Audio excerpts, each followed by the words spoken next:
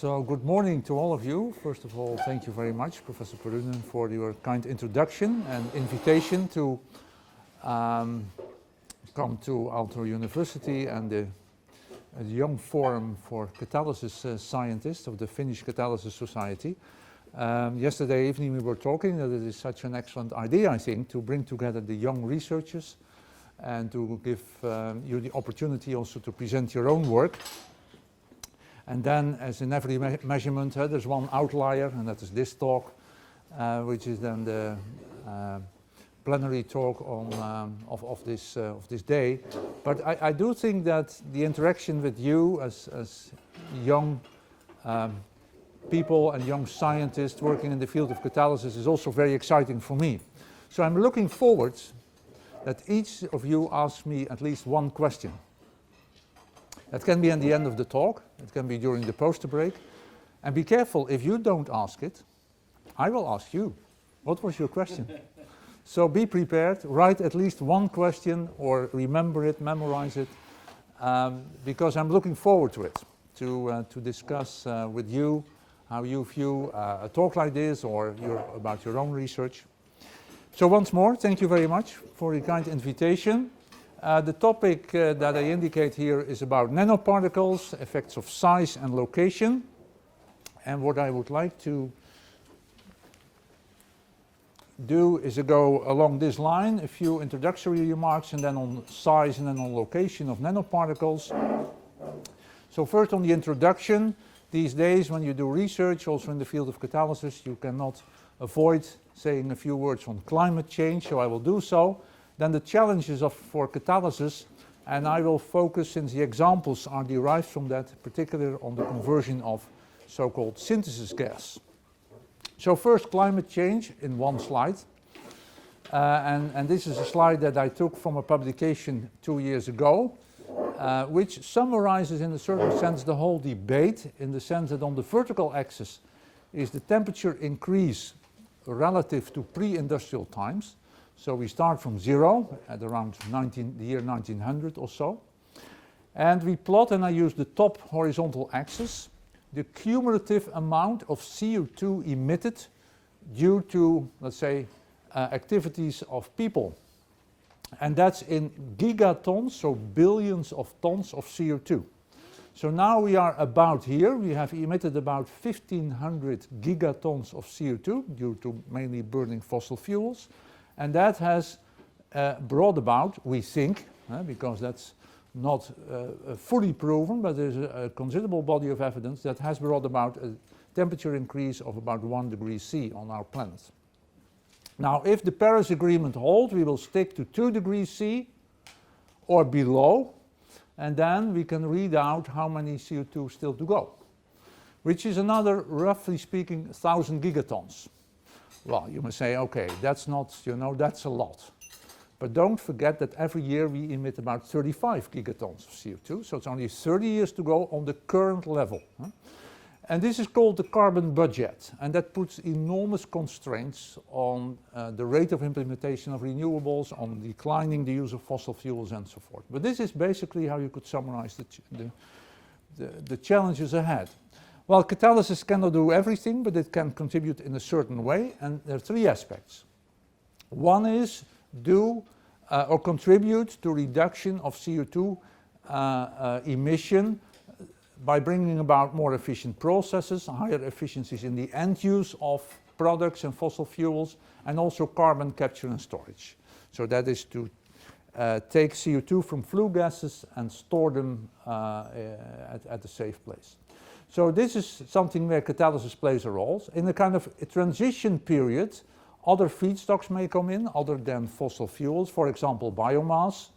And I will talk about synthesis gas conversion in that context on the next slide. And ultimately, of course, we would like to go fully to what some people call light harvesting. Basically, the energy comes from the sun, being it wind or light. It's both brought about by the solar radiation, so light harvesting, and catalysis then plays a role in conversion and storage of energy. So the agenda is clear, but how to fill out that agenda, that's the challenge. So one aspect that we work on, not the only, there are many, many aspects to these challenges, but that I will use here as an example, is the use of synthesis gas. That's a mixture of CO and hydrogen, and any carbon-containing feedstock can bring you to that intermediate synthesis gas. It's intermediate because it's generated from a range of feedstocks and it can produce a range of products. So any carbon-containing feedstock, coal, natural gas, let's say fossil fuel-based, and you can move along and say we'll use biomass to get a reduced carbon footprint, or some people say you could even use CO2. I noted 2 talks today on CO2, so I put in one slide on CO2 hydrogenation. So you can make, with all these feedstocks, you can make synthesis gas, and depending on the metal nanoparticles that you use, you can make a variety of products that are indicated here. When it's moving into long-chain alkanes, we often call it Fischer-Tropsch synthesis, and when it's short chain alkenes, olefins, it's called FTO, Fischer-Tropsch to olefins. So that's the conversion that I'm going to particularly talk about. So on the right-hand side, use these metal nanoparticles to bring about these products. One on CO2 hydrogenation. I cannot resist the temptation to talk a little bit about that because I see more and more conferences on the topics. We call it these days carbon capture and utilization, CCU, rather than CCS. So with CCS we store it underground somewhere, somehow. And with CCU we're going to convert the CO2. And I have to review many papers on that topic, and often the first sentence is, I'm going to save the planet. And then I write to the editor, is this really true? Question mark. And why do I debate? Because, let's face it, thermodynamics is serious science, much more serious than catalysis. Catalysis you can tweak, thermodynamics is a given. No? Yes. So, you better study it carefully. So when you hydrogenate CO2, and for example you make methanol, you can also do hydrocarbons, you can do methane, I saw methanation on the list today. That doesn't matter, but you make a product. These reactions are exothermic, all of them. That implies that you convert chemical energy that was in these molecules into heat. That inevitably implies that the energy content, the chemical energy in the product molecule is less than in the feedstock. This is first law of thermodynamics, cannot be tweaked. No fake news about thermodynamics. So more efficient, so then my statement is it's more efficient to use hydrogen directly and thereby prevent formation of CO2 than to first make CO2 and then go to solve the problem afterwards. So let's take the example. The CO2 comes from a power station. And you might say, I'm going to capture the CO2, I'm going to hydrogenate it. But you could also say, I'll use that hydrogen, say the hydrogen is from a renewable source, solar, electrolysis, we have hydrogen with a small carbon footprint. That hydrogen can also be used to now generate power, close down the coal-based power station, and then you have your power without CO2 formation. Yes, so it's very difficult to defend this on the basis of climate change. Possible, there's background in energy storage and liquid transportation, we can talk about it, but let's be very critical ourselves on these topics. So sorry for preaching, but now I move on to the science that I'm going to talk about. So nanoparticle size is very important. And I'm going to talk about the background, how we control nanoparticle size, and the effects thereof. So first, the nanoparticle size. So if we have a number of atoms, let's say over 1,000 atoms, we have already a 3 nanometer particle, and that can go all the way, let's say, to 11 nanometer in this example, with more than 60,000 atoms. And you might say, what's the difference in these particles? Well, a very important difference is that the details, composition and structure of the surface changes as a function of size. This is known from the 1960s. Van Hardenveld in particular did seminal work on this. And Peter van Helder from Sasol in South Africa has a very good paper that I really advise to study carefully if you are studying particle size effects, who redid a lot of this work. And he combined density functional theory on the details of atom-atom interactions together with longer scale modeling to get data like this. So this is a nanoparticle, and we consider, for example, what we call a B5b site. That's a very specific site where if a molecule adsorbs, it will interact with 5 metal atoms. It is what we call a step edge site. So there's a terrace here and then an edge and yet another terrace. So B5b site, if you plot the site fraction of those specific sites as a function of the diameter of the particle, you go from virtually 0 to, let's say, something like 7% from 6 nanometers and onwards. And what it was shown in this paper that in the size range of 1 to say 6 nanometers, the largest changes take place. And that's important, and therefore we want to control particle size, and we can do that in various ways. So I'll give 3 different approaches by which we vary the size. So the metal loading can be varied on the support. That's a classical way of varying metal nanoparticle size. And we did it for cobalt and we did it for iron for the applications indicated. So cobalt is very well known. So if you have cobalt conversion of synthesis gas to ultra-clean diesel, the synthesis gas being produced from methane in this case, from natural gas. And this is the world's largest plant that like this, which is called gas to liquid, so methane or natural gas to liquid hydrocarbons. Ultra-clean diesel is the main application. If you make 5 million tons per annum of this synthetic diesel, you need a plant of this plot size. Huh? It's an enormous complex. If you visit it, it's wow, this is big stuff. And you need more than 500 metric tons of cobalt to run the plant. More than 10 to the power 25 nanoparticles, more than stars in the universe. You need a lot of cobalt. So this is relevant if the size is off by a factor of 2, it means that you need 1,000 metric tons rather than 500 metric tons. So this is really relevant, what is the optimal size.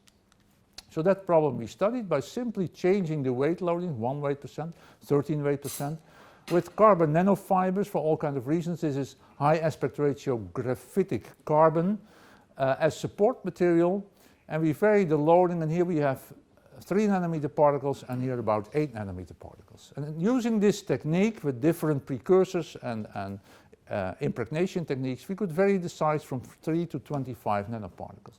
If you then have the activity for this overall reaction, the activity normalized per gram of cobalt, as a function of the cobalt particle size, you get this plot with a very distinct maximum around 6 nanometers. You may recall the 6 nanometers from the Van Helden plot. So above 6 nanometers, the activity drops and scales with 1 over the diameter. But before that, you might say that the relationship breaks down and we get an enormous decrease of what we call the turnover frequency. So this is an important parameter. It's the activity now per surface atom of cobalt, of those nanoparticles, as a function of size, and we get a kind of hockey stick relationship with a horizontal line from 6 nanometers and above, over a wide range of conditions, and below 6 nanometers it decreases by a factor of 10. We worked with the Holman group in Trondheim in those days, and we did transient kinetic studies, and from that the overall conclusion was that basically what happens at the small nanoparticles, that at the edges and the corners the CO molecules are bonded too strongly. So they're bonded so strongly that they basically don't contribute to catalysis. So only the relatively small terraces contribute with less step edges, and that was the combined effect of this factor of 10 in lower activity. So another study we did was on synthesis gas to lower olefins. So now the alkenes are the molecules we're searching for, in particular C2 to C4 olefins, the major building blocks of the chemical industry. And with these kind of overall syngas conversion data, high CO conversion, high olefin selectivity and low methane selectivity, we were able to achieve that by combining the active phase iron with promoters, sodium and sulfur. The size of the iron particles is relevant and the support. I'll mainly talk about now about the promoters and about the size of the iron nanoparticles. again by varying the weight loading from 2 to 28% on again carbon nanofiber support with promoters in the blueprint and the red without the promoters. We could vary the size from, let's say, 3 to 10 nanometers or so. What we found for activity was now the reverse from cobalt, so the smallest particles have the highest turnover frequency. We can discuss about that later. But I would like to focus now on selectivity, product selectivity. So lower olefins are the desired products, methane is undesired, and when we make smaller particles, our promoted nanoparticles are effective at larger sizes to suppress methane and enhance lower olefin selectivity. But at the smallest sizes, it doesn't matter whether there's promoter around or not. So clearly the promoters are only effective with larger particles and not with smaller particles. And that we have been digging into, and in particular this paper, we sorted out this using, again, working with the people in Trondheim, the transient kinetic techniques, but also density function theory. If you take the sodium sulfide, so the sulfur is here in yellow and the sodium atoms in orange on the iron carbide surface, then we found out that the sodium sulfide molecule, so to speak, the promoter atoms, inject electron density into the iron carbide surface. That weakens the carbon-hydrogen bonds and strengthens the iron-hydrogen bond, but overall it leads to a lower hydrogen coverage, confirmed by Sitka measurements, and that brings a higher barrier to methane formation and a lower barrier to ethylene formation. So with that we start now to understand also particle size effects combined with the presence or absence of promoters, and I think that is a significant step forward. So these were two examples where we very simply varied metal loading, a well-developed technique you might say. We also took approaches that are used less often. One is to vary the support pore diameter. These nanoparticles are emplaced on a support material in many cases, and we vary the thermal treatment of the precursors that are used. And I'll give you a couple of examples of that. So here we use an ordered mesoporous silica with about 10 nanometer pores, and we fill those pores with a nickel nitrate solution. We evaporate the water, we get nickel nitrate crystallizing in confinement, and we can deduce it also from X-ray diffraction, line broadening, but also from TEM. And basically what we get, if we have the average crystallite size in nanometers, and we have the support pore diameter, and for this nickel nitrate, we basically get a beautiful one-to-one relationship over a range of, let's say, 3 to 10 nanometers or so. Confirmed by dark field TEM, the bright lines is the nickel nitrate, and the diameter of those lines, of those nanowires, if you like, is very close to that of the pore diameter, in this case about 10 nanometers. So if we take then the average crystallite size, but now we decompose the nickel nitrate into nickel oxide, which is an essential step on our way to nickel nanoparticles, then we had this the green data point, so that's the one-to-one relationship between nickel nitrate crystallite size and support pore diameter. If we decompose it in air, the black points give almost an erratic relationship with pore diameter, and the nickel oxide, when we do it with traces of nitric oxide in our gas stream, gives again a correlation with a relation with the support pore diameter, although no longer one-to-one relationship because of shrinkage of nickel nitrate to nickel oxide. And we see in dark field TEM that the nickel nanoparticles are well embedded in the mesopores, while if we do the air calcination, we get these structures with nanorods inside the mesopores and larger particles outside the mesopores. So a dramatic effect on the way how we decompose our precursor. We've done a lot of work on that, using a nitrogen flow we can get therefore on average something like 8 to 9 nanometers, and a nitric oxide containing flow we decompose the nickel nitrate into 3 to 4 nanometer particles. But what I want to emphasize now is the stability of these catalysts. The stability of these catalysts for methanation in this case, from synthesis gas, here the activity is plotted per gram of nickel. And methanation on nickel is not very structure sensitive, and that implies that we would expect that, of course, the initial activity of the blue data points, that's the 3 nanometer nanoparticles initial size, is the highest. And this is with 8 nanometers, the black points, and we start over here, much lower activity. But what we see after a few hours time on stream, then the blue one, the smallest particles, have the lowest activity. Yeah, so for the quiz, why is that? Why is that? Why have the smallest particles initially a lower activity after some time on stream? Well, the answer is it's in Ostwald ripening. In particular, nickel carbonyl is a transport mechanism from small particles to larger nanoparticles. And as we all know, smaller nanoparticles have a higher thermodynamic potential, and that's in the so-called Kelvin equation. So the higher thermodynamic potential of the small particles implies that we have a higher concentration of monomers, in this case the nickel carbonyl, than with the large one. So we have a gradient in thermodynamic potential, gradient in concentration, and thereby a net transport from small to large. And we end up with large particles and few or none small ones. So this can be modeled because there are two conditions under which this can take place. One is what we call unhindered growth. The system can just grow to infinity and ultimately be a single crystal in the bottom of your reactor, or it can be confined growth. It hits the pore walls. Well, this is a long story. It's in the supporting information of this paper. And what we found that if you start with small particles, that the driving force for growth is so large that it can crush the support. In other words, it can break the pore walls and you get very large particles. In fact, you get unconfined growth, you might say.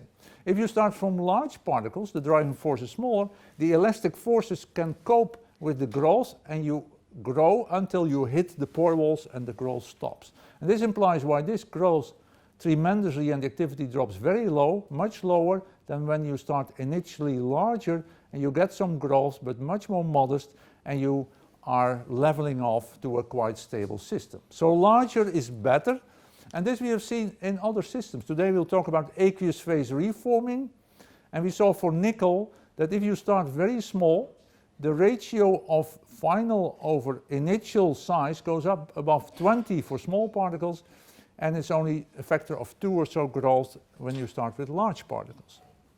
So when there's Ostwald ripening, there may be benefits in starting with somewhat larger particles. Copper for methanol synthesis. Copper for methanol synthesis is my second example of thermal treatments, but now it will be the reduction step that we will consider first. So copper catalysts are very important. The methanol synthesis industry is an enormous one, rapidly growing, in particular of 40 to 65 million tons per annum in only 5 years. Why is that? Because there's lots of shale gas in the US being converted to methanol, shipped to China, and then converted into olefins in China. It's a very interesting logistic chain of feedstocks, but that is brought about this high pressure. This is the range of temperatures, and the question we wanted to answer, is there structure sensitivity also in methanol synthesis? Is there impact of the size of the nanoparticles? Well, experimentally it was not observed. We checked the literature, but all the particle studies were effectively larger than 10 nanometers. But from theoretical studies, it had been predicted there should be structure sensitivity. So we explored this size range below 10 nanometers. But how can we control the copper nanoparticle size? And what is the impact of size on catalysis? So we started first to study the reduction of a copper precursor. So there's variation there in size that we can get, and then other methods such as heat treatments of copper nitrate and using different supports. Now we study both copper and copper zinc because zinc oxide is a well-known promoter of copper in the methanol synthesis. So first, the copper precursor. The copper precursor in this case is a mixed compound of the copper precursor and the support precursor. So in this case, the final product is copper nanoparticles on the silica support, but this is a mixed compound, so it's a co-precipitate, you might say, and this is the way we produce that. But basically what you get is a quite layer-like compound, a phyllosilicate, so phyllo, leaves, a leaf-like compound, copper phyllosilicate, that is our starting point. It is a very uniform precursor if you produce it like this way, but you have to still generate the nanoparticles. And we wanted to do that, to study that in real time using in situ TEM. So we worked with the people at Halder Topside, and they have this dedicated machine where you have, albeit at low pressure, but you can expose the sample to hydrogen with differential pumping, still protect your electron source. And while the electron beam travels through your sample, you can study the system responding to the hydrogen. So now we're going to look to material during reduction. And these are the conditions: 1 millibar of hydrogen, 280 degrees C. And what we're going to watch is a video in which this is the original copper phyllosilicate. And this is, since it is bright field TEM, we will see dark dots. You will see dark dots, and if you focus on one or two, you will see them grow in real time. And this is for an ensemble of nanoparticles. And I think for the very first time we were able to image that and grow the nanoparticles and analyze their growth in a quantitative fashion on an individual nanoparticle basis. What you will also see is that there's no particle mobility. So my image of growing nanoparticles was always that they were a kind of vacuum cleaners, so they were walking around and picking up monomers. No, they're stuck, so the monomers have to travel. So that's an enormous advantage if you want to model something, that you know what are the basic premises of these things. So diffusion of copper species, possibly copper 2+, and nucleation most during the first few minutes, and growth ceases after about 20 minutes. So enjoy the movie, off we go. This is minutes, so it's accelerated. You see a particle growing, you see many, you can pick one, and you see it growing in real time for about 20 minutes, and now it's more or less fixed, so the size. But we see a whole ensemble of nanoparticles that we can now analyze, and we analyze them now on an individual basis. So we can analyze them in a collective way, as we did in the past, but every individual particle, in this case 25 particles, we can have the size of the particle as a function of time. And we can test our model not only on the collective appearance of copper, what we could do also in the past, but now on individual nanoparticles, and thereby accept or reject certain mechanisms. Well, it's too much detail now, but autocatalysis plays a key role to explain the growth phenomena that we observe. Well, you can do these things, and people say, beautiful, nice, but is it relevant for my catalyst preparation in the lab? So it took us almost a year to work out the conditions such that we get the same particle size distribution in our microscope and in a laboratory experiment like you would do it in a tubular reactor and plug flow and everything like that. So ex situ and in situ reduction, identical, that's a big challenge, and we can talk about that later if needed. So we are on our way. So reduction is one important step, and we can control that and understand that, describe it, model it. But we needed much more to do with different supports, with copper and copper zinc, on silica, on carbon, on alumina. So you might say we had to work harder. So you get these kind of tables, and we had multiple of these tables. So lots of work to do. So I'll jump to the final results. And the turnover frequency, so again, the activity per surface atom of copper per second as a function of the size, gives three discrete lines. One is for copper, one is for copper supported on zinc silicate, and one is the conventional copper zinc oxide with or without alumina. And with copper zinc oxide, we have clearly the highest maximum turnover frequency, and it is about a factor of 10 compared to copper. And that's known from the literature. Copper zinc oxide brings you about a factor 10, 5 to 10 activity enhancement. And that's very significant. And what we see is that the structure sensitivity of copper is there, but it's not as strong as with cobalt. Here you might even argue, in terms of the variations, is this, decreasing? Well, we have produced a lot of samples at 3 nanometers, so we think there is some impact, but it's small. The most distinct was with the copper zinc silicate, but with copper zinc oxide we were not able to make the smallest particles. So the effects of promoter are much more important than of particle size in the case of copper, which ties in with some of the theoretical predictions done in the past.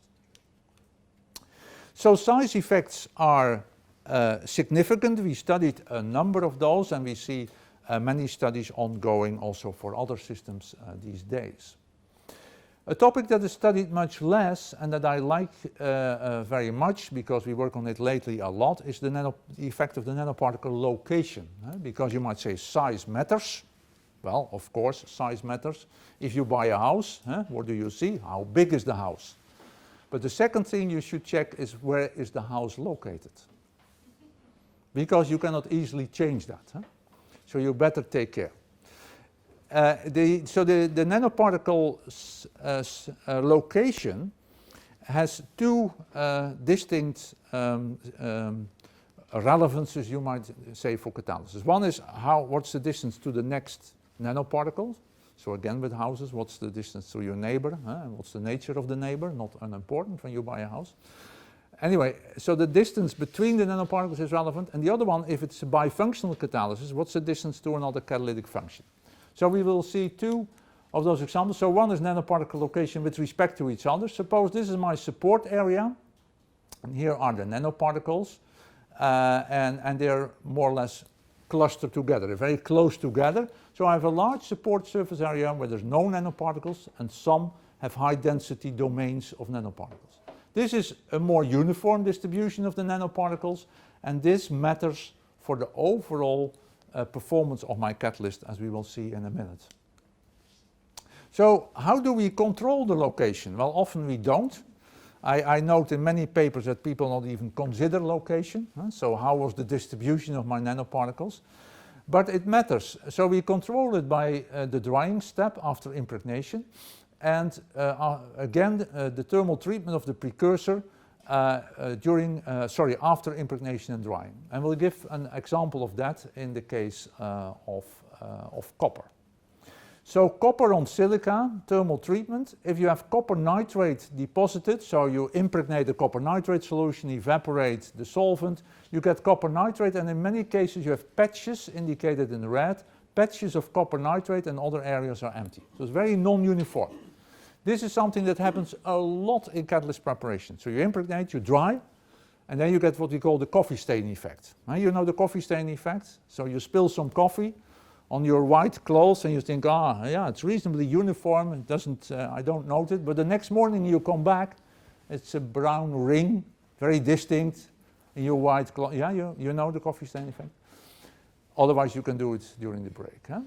And this happens, and that reorganizes your copper nitrate or whatever the precursor in many cases. So you get a non-uniform distribution. Now the question is, are you happy with that? Well, if you're happy with that, you leave it like that, but sometimes you want a more uniform distribution like this. And the simple how you decompose the copper nitrate is key. And again, nitric oxide plays a role. Now the nitric oxide helps you to keep the footprint of the nanoparticles very much related to that of the copper nitrate. So it more or less immobilizes the copper nitrate. You decompose, you get discrete particles, but clustered or close together, I should say, high density domains, and other areas are empty. Here I get a much more uniform distribution of my copper oxide nanoparticles.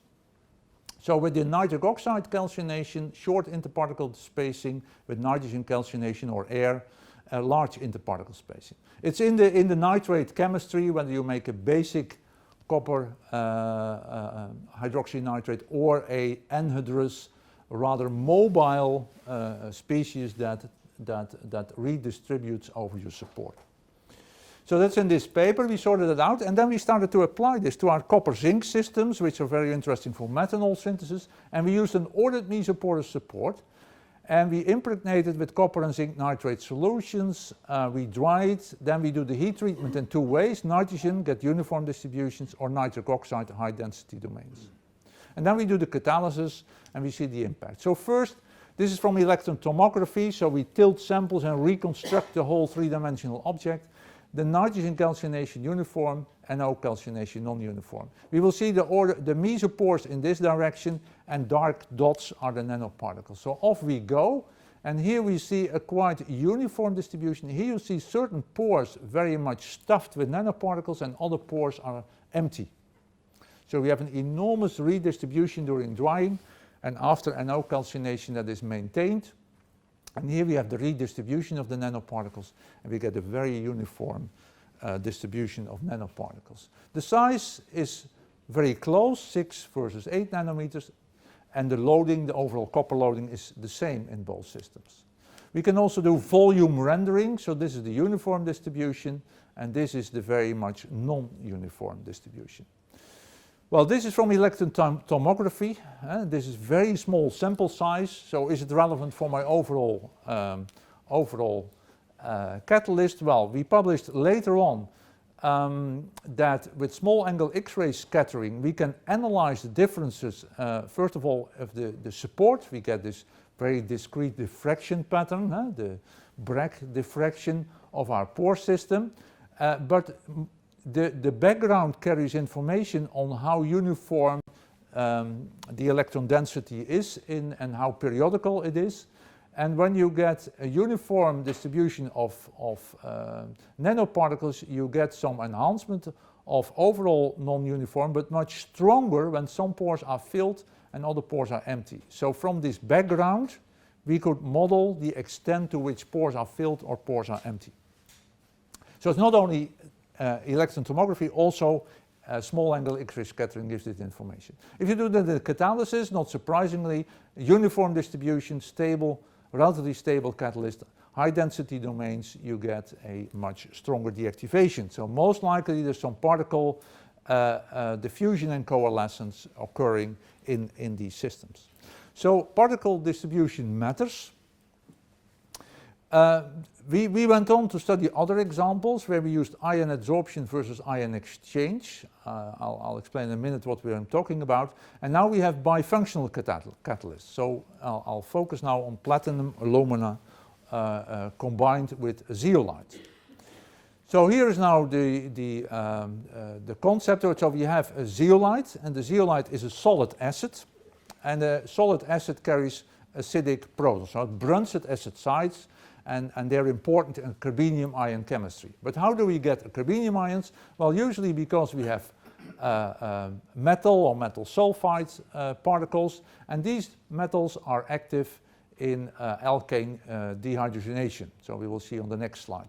But the platinum particles can be on the alumina binder, as we call it. So usually in zeolite catalysis, we glue the zeolite crystals together using an alumina binder to make a strong extrudate. And the platinum can be present on the binder, or the platinum can be inside the zeolite. And the binder is just there for mechanical purposes, nothing else. And all the catalysis takes place inside the zeolite. This we will call nanoscale intimacy, and this I'll call closest intimacy. So these bifunctional catalysts are very important for all kinds of bifunctional hydrocracking, bifunctional hydroisomerization, etc. So we're being recorded, so the noise of the newspaper will be here. Yeah, so bifunctional catalysts are here as an example. So we have acid sites in the zeolite. We have metal sites inside the zeolite in this case. This is for isomerization and cracking. This is for hydrogenation, dehydrogenation. To make that even a bit more explicit, so we have an alkane that becomes an alkene plus hydrogen. That's on the metal side. And the alkenes can be protonated much more easily, of course, than alkanes. So at relatively low temperature, these alkenes will be protonated. We get carbenium ions, and the carbenium ions can be isomerized to give us isoalkenes, or can be cracked to smaller fragments. Hydrocracking then takes place, but this is still unsaturated compounds, the olefins. They have to diffuse back from the acid sites to the metal sites and then are hydrogenated to give us the isomerized or cracked alkanes. This has been practiced and known for many, many decades. So I cite here Paul Weiss, who in the 1960s already said, look, This is a kind of modulated or adapted telomodulus type concept. So if we have a distance between the metal sites and the acid sites, this L, this distance between the two should be smaller than a given expression, which is in fact a variation on the telomodulus, for the chemical engineers here, very well known. So you can fill out the partial pressure of the olefins, the diffusion coefficient, absolute temperature, and the reaction rate, and here's a typical reaction rate. Here we use the typical reaction rate, and if you do that, then the L is smaller than, say, 5 micrometers or so. So you're doing well, because most of the zeolite crystals are smaller than 5 micrometers. They're more like half a micrometer or so. So no worries. People will say it doesn't matter where the metal is. So what then people started to do, and recently we scouted the industrial literature, very interesting. We digged into the literature, and we found out that almost everybody applies the following rule: closer is better. And people said, let's not take any risk. I'll put my metal function inside the zeolite, because then I have the closest distance, and whatever I do, I'm in good shape. Yeah, because my L is the smallest I can get. So we'll put the platinum in the zeolite.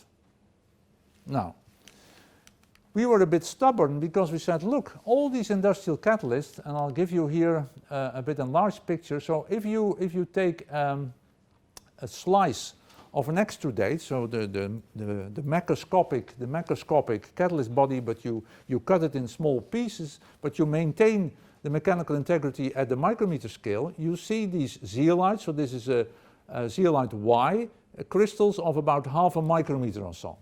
And every zeolite crystal is coated with a thin layer of alumina. That's the art of extrusion, because you extrude the zeolite together with the binders. But you have also domains of alumina.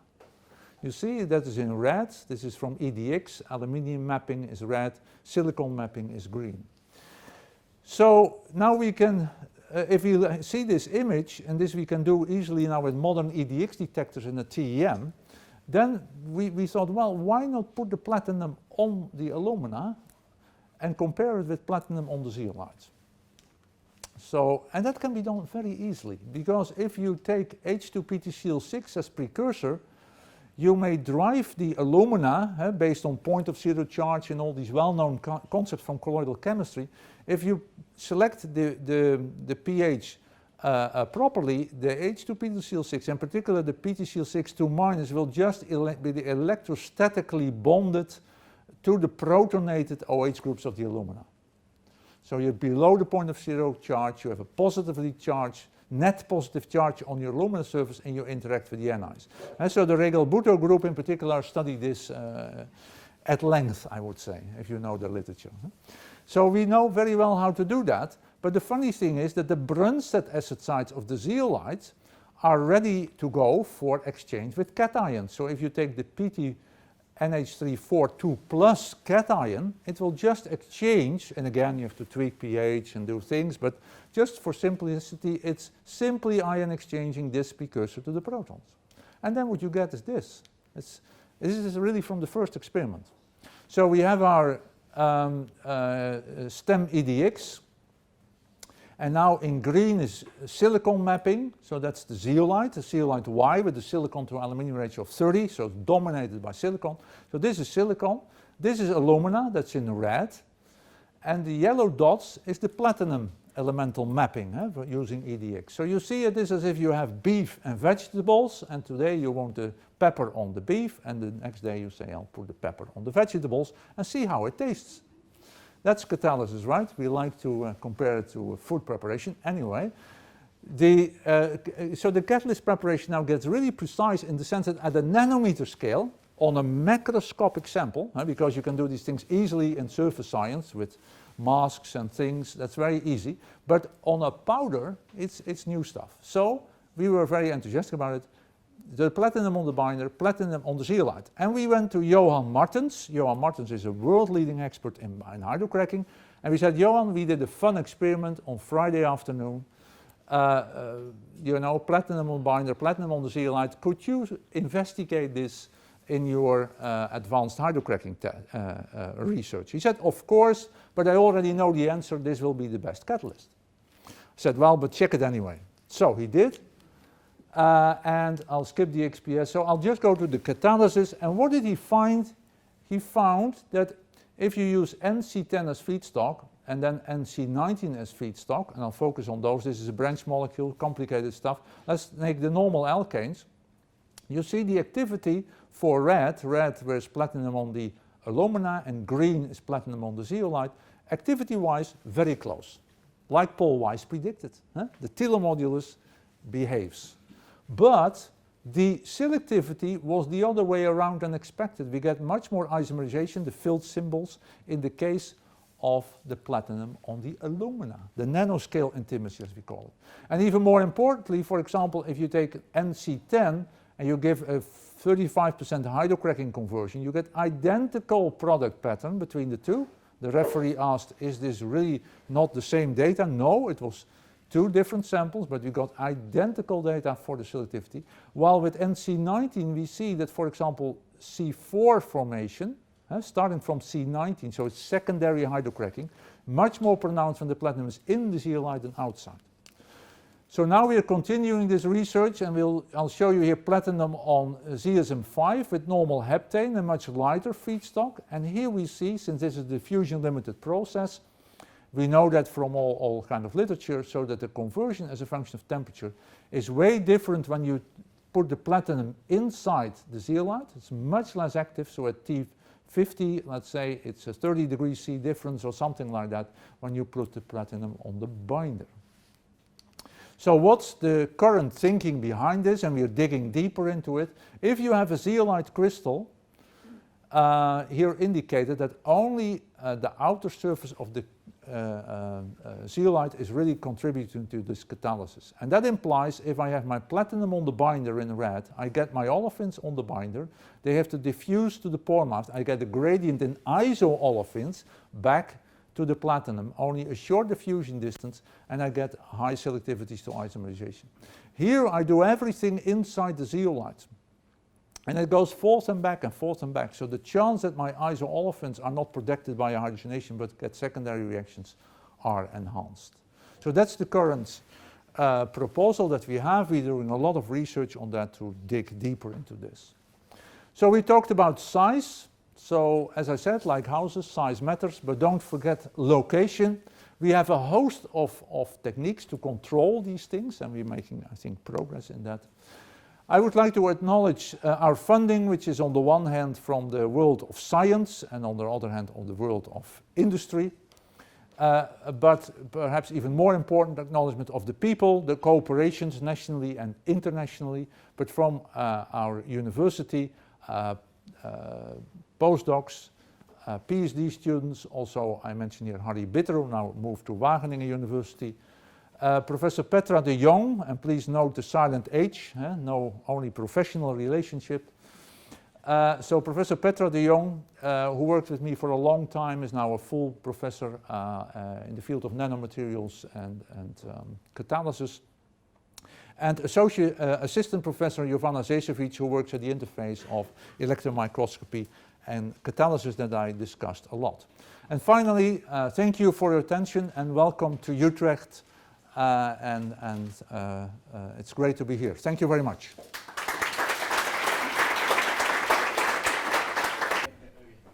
Thank you very much for a very interesting presentation. My question is related to the role of acidity and basicity in the formation of the nanoparticles of nickel and platinum. So you touched upon the loading and method of impregnation and thermal treatment. But how about if you take a zeolite, for instance, you have Y zeolite with 3 different silica to aluminum ratio, and you take MCM41 with again 3 different silica to aluminum ratio, and you try to put platinum and nickel, where will we get the largest particle and the smallest particle? Yeah, so the examples I gave for the nickel nitrate impregnated on silica, you're very close to the point of zero charge. So this acid-based properties of your sport have little impact close to the point of zero charge. So I think what we rather do here is disclose some of the basic rules and then have to rethink all of these for specific cases. Because if you have aluminium containing SBA15, you have an acidic material. You have a very much more acidic than a pure silica material. So you have to rethink, and then ion exchange can be very well used, for example, on those materials, while on pure silica ion exchange won't work. So it's horses for courses, but I do think that with the things we've learned over the last 10 years or so, I think we can, for quite a large number of systems, design size and location. As I said, the platinum alumina zeolite, we designed it on paper and then made it. So I think we're making progress now where we can control a lot of these parameters much more than in the past. Oh, thank you very much. Other questions? I'm actually going to throw it. Aha, very good. Hello, thank you for your presentation. I have a question regarding the copper-based catalyst and how calcination affects the dispersion of these particles. And you talked about nitrogen oxide and nitrogen or air. And maybe if we go to the slide, we see better. But my question is, could you elaborate a bit on how this difference is finally achieved? What is the effect of real effect, chemical effect on those gas streams on the dispersion? No, it's further down. Huh? Here. That. So this one. So your question is, what is the impact of the nitric oxide? And it's twofold. It's a very complicated story. There's two full PhD theses on that. So nitric oxide has two impacts. One is it accelerates the conversion of a metal nitrate to a metal hydroxynitrate. That's basically acid-base chemistry. So if you convert a metal nitrate to a metal hydroxynitrate, you emit or you produce HNO3, nitric acid. And if you bring NO around, you only produce NO2. So it just changes the chemistry of the decomposition and it accelerates this conversion. So what it does, the NO comes in, it becomes a metal hydroxynitrate, and then it's stuck. So this has still the possibility to become mobile, as we'll see in a second, but this is stuck, and then it decomposes to individual nanoparticles. So that second step, the hydroxynitrate to the metal oxide, that is also affected by NO, but that's a radical chemistry. So different theses.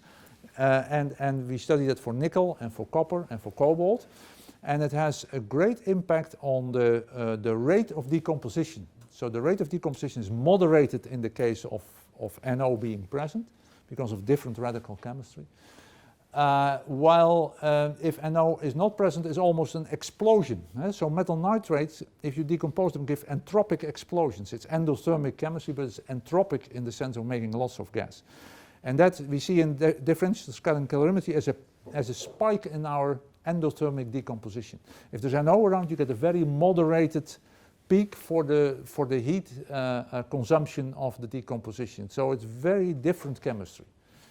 It's very exciting. I could talk for hours about that, but that's now here. This is very peculiar for copper. It's not true for nickel, not true for cobalt.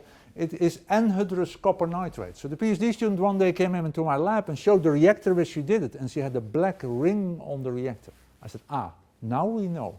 There has been volatilization of the copper compounds. She digged into the literature and found this anhydrous copper nitrate.